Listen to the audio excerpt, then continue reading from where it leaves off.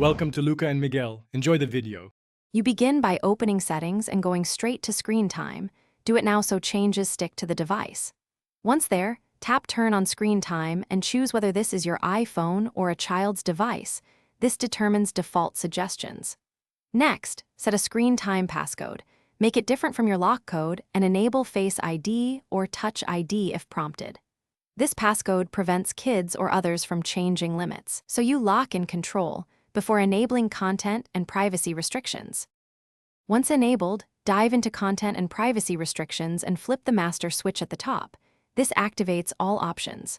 Under iTunes and App Store purchases, set installing apps, deleting apps, and in-app purchases to don't allow. Then go to allowed apps to disable specific apps quickly. For content levels, choose ratings to match your region and set limits for music, movies, TV shows, and apps.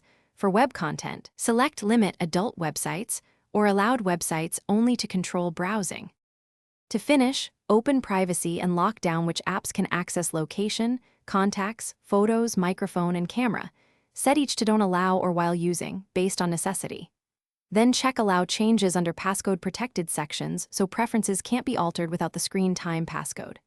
Once done, test by trying an app purchase, visiting blocked sites, and requesting location access. If something fails, make sure iOS is updated, restart the iPhone, and if the passcode is forgotten, use your Apple ID or screen time recovery options to reset. Thanks for watching and please subscribe. It's the best investment you'll ever make.